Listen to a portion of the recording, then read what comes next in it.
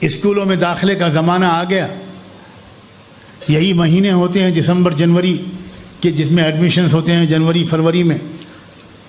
اب داخلہ کراتے وقت اپنے بچوں کے بارے میں کون سا اسکول چننا ہے اس بارے میں سوچو. یہ جو لوگ آج اسلام کے خلاف بول رہے ہیں، مسلمان ٹی وی ڈیبیٹس میں حصہ لے کر اور دھڑلے سے اسلام اور شریعت کے خلاف بول رہے ہیں، یہ سب وہ لوگ ہیں جنہوں نے کانوینٹ اسکولوں میں تربیت پائی. یہ سب وہ لوگ ہیں جنہوں نے دشمنوں کی گود میں اپنے بچوں جنہوں نے تربیت پائی. اب وقت آیا، اب آپ کے سامنے فیصلہ کرنا ہے. آپ کو فیصلہ کرنا ہے اپنے بچوں کے بارے میں. اکثر اس میں عورتیں اپنے شوہروں کو گمراہ کرتی ہیں. اکثر اگر مردوں کے دل میں کچھ جذبہ آ بھی جاتا ہے تو عورت کہتے ہیں ارے کیا کر رہے ہیں آپ کیا کر رہے ہیں، اس کا کیریئر خراب ہو جائے گا، اس کا کیریئر خراب ہو جائے گا. سبحان اللہ، کیا ماں ہو تم کیا ماں ہو. تم اپنے بچے کی آخرت تو تباہ کرنے کا فیصلہ کر رہی ہو. کیسی ماں ہو تم. اس کا عقیدہ، اس کا ایمان، اس کی فکر، اس کی سوچ، اس کے جذبات، اس کی وفاداری سب تباہ ہو جائیں. وہ دشمنوں کے ہاتھ کا ایک آلے کار اور ہتھیار بن جائیں. تم اس پر آمادہ ہو. یہ وقت ہے بہت سوچ سمجھ کر فیصلہ کرنے کا. ایک نو مسلم تھا، ایک شخص تھا جو یہودیوں میں پیدا ہوا اور پھر وہ اسلام لایا. لیوپولڈوس اس کا نام تھا پہلا. بعد میں اس کا نام اسلام لانے کے بعد محمد اسد رکھا گیا. بہت بڑا رائٹر، مصنف، مفکر تھا. اس نے اپنے اسلام لانے کے بعد بھی بہت ہی عجیب و غریب کتابیں لکھی ہیں. اس کی ایک کتاب کا نام ہے روڈ ٹو مکہ. اپنے اسلام لانے کی پوری داستان لکھی ہے. اس نے یہاں تک لکھا ہے کیونکہ اس نے بڑا دورہ کیا اسلامی ممالک کا اور اس نے اسلامی ممالک کو ایک کشمکش کے درمیان دیکھا کہ ایک طرف صورتحال یہ تھی کہ ایک modern western system of education ایک حملہ آور تھا اور لگتا یہ تھا کہ ملکوں کی ترقی اس ایجوکیشنل سسٹم کے بغیر نہیں ہو پائے.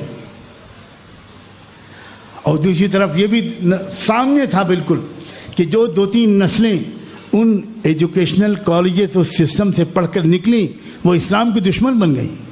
وہ فلم ایکٹر بنے، ایکٹریس بنے، شاعر بنے، موسیقار بنے، ادیب بنے، جرنلسٹ بنے، پولیٹیکل لیڈر بنے، سوشل ایکٹیوسٹ بنے، اکنامسٹ بنے، لیکن سب اسلام کے خلاف. اور ایک طرف جو اسلام کے وفادار لوگ تھے، شریعت و دین کے پابند تھے، ان میں غربت بھی تھی، ان میں ماڈرن ایجوکیشن کے لحاظ سے تھوڑی پسماندگی بھی تھی.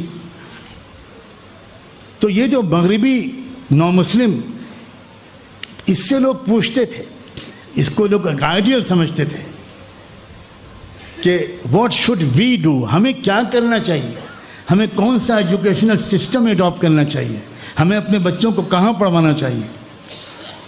محمد اسد کی جرت اور حق گوئی اور ایمان کی جو فراست ہے ایمانی، میں اس کو سلام کرتے ہوئے یہ بات آپ تک نقل کرتا ہوں.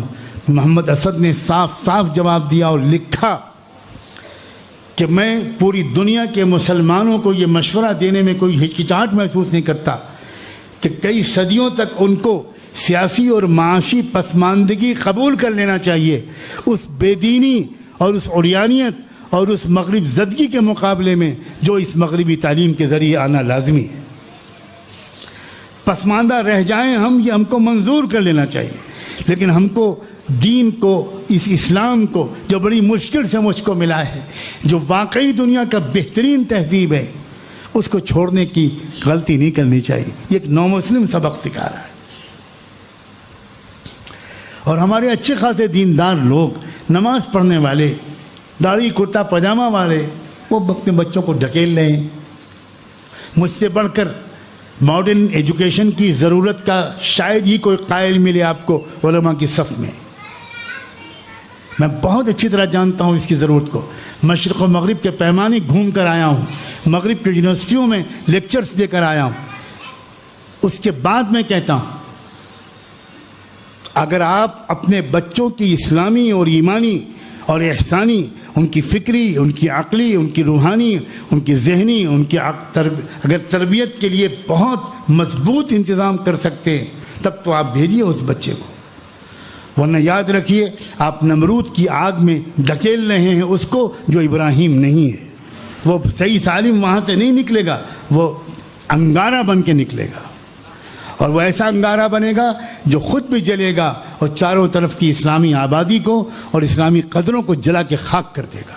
اسی لیے سخت ضرورت ہے ایسے تعلیمی نظام کی جہاں یہ دونوں تعلیمیں یکجاں ہوں، سخت ضرورت ہے۔ میں کیسے سمجھاؤں کہ یہ وقت کا کتنا اہم کام ہے، کیونکہ بلا شبہ ہم کو جو پولیٹیکل لیڈرز تیار کرنے ہیں، جرنلسٹ تیار کرنے ہیں، پروفیشنلز تیار کرنے ہیں، ڈاکٹر اور علماء اور وکلاء اور ججز تیار کرنے ہیں، وہ تیار کرنے ہیں جو حدیث و قرآن کے ماہر ہوں، اسلام کے علم بردار ہوں۔ ہمیں ایسے لوگ تیار کرنے ہیں، اور ایسے لوگ ایک نئے تعلیمی نظام کے بغیر نہیں چل سکتے۔ تو جہاں یہ امکانات ہو وہاں اس کو ترجیح دیجیے، جہاں یہ امکان نہ ہو وہاں کم سے کم اپنے بچوں کے داخلے کے موقع پر آپس میں جب مشورہ کیجیے تو کیریئر کے ساتھ ساتھ آخرت کو سامنے رکھیے۔ اگر آپ ایمان رکھتے ہیں آخرت پر، اگر یقین ہی نہیں ہے کہ مرنے کے بعد نہ جنت ہے نہ جہنم، یہ سب بکواس ہے اور جھوٹ ہے، تو پھر جو چاہے کیجیے، پھر آپ کو کون مشورہ دینے کا مجھے حق ہے؟